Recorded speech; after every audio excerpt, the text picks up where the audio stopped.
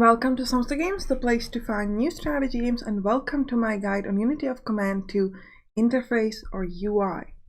So some of you might be wondering, why are we making a guide on interface? Probably not that complicated. Well, it took me a pretty long time in the game to figure out there's an undo button, so I thought I'd tell you and give you the temptation to unclick any mistake you make. Or will I?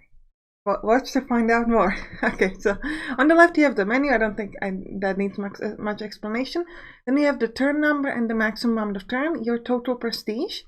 This is a next unit, so this allows you to jump between units. Then you can skip a unit, which means that if you go to the next unit, you will skip this unit and not come back to it again. Next up, you have the undo button, the famous undo button, but the undo button only undoes an action that is not involving combat or reveals any information beyond fog of war. So for example, if I move like this and I realize, oh, I didn't want to do that, I can click the undo button and come back. But if I do a combat decision, for example, here I accidentally kill this entire unit and I'm like, oh my god, I want to go back. No, that's not going to allow me to do that. And I think that kind of makes sense because you could cheat a lot. Next up, we have our supply. So first of all, you can click on this plot button and add tracks via card. We're going to talk about cards a little bit later. Then this first button allows you to increase the amount of tracks in a supply hub that you already have. You roll the mouse wheel to add tracks and to remove tracks. You can also remove it to 0, which will remove this entire supply hub.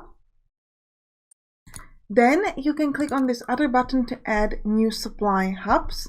If you're wondering how does the game determine where you can place it, I have an entire guide on supply, so you can check it out. There'll be a link for it in the description. But you can decide where you want to place your next supply. So for example, we could place it over here. And then again, you can just add the track with the mouse wheel, etc.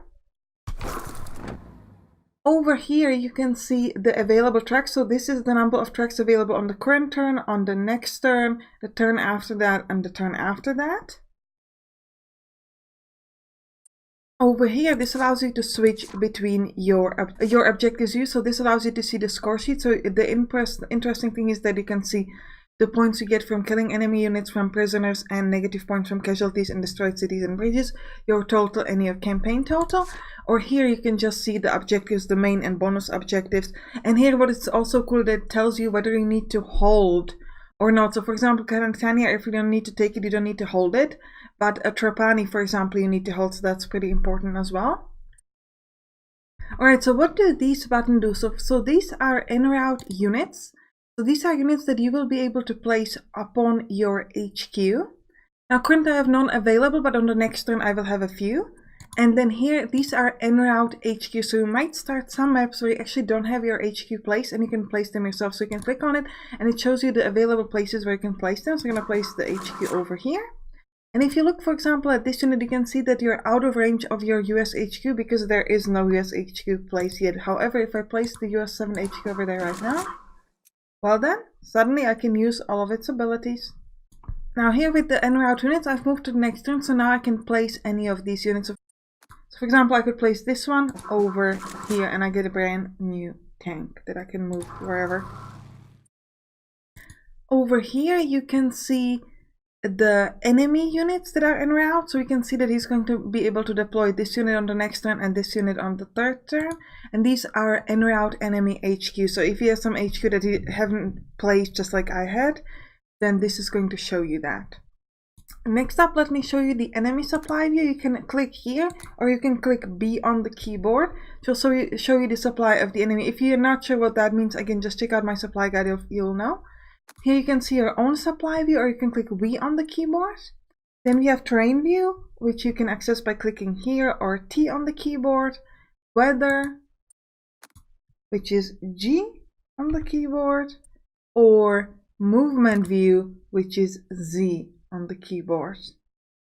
And this allows you to end your turn. On the left top here, you have sort of like a special things that you can use, for example, airstrikes, recon, naval bombardment. Down on the bottom, you have cards that you haven't used and you can use them if you'd like. Then on the right bottom here, you have your HQ. So you can click on an HQ and it will tell you how many points it has and the things that you can do. So for example, if I click on my US HQ, you can see that I have things like destroy a bridge, repair a bridge, etc. What options do you have here is dependent on the level of your HQ and what things you have been choosing when you got leveled it up. So sometimes you can choose, for example, to make an ability cheap. So for example, the emergency supply cost in my US HQ only 2 points, however in the British one 3 because I have specialized the US HQ. You can also get the other abilities by taking them during the upgrade. If you want to know more about HQ, let me know and I might make a guide on that. Alright, and I think that's it.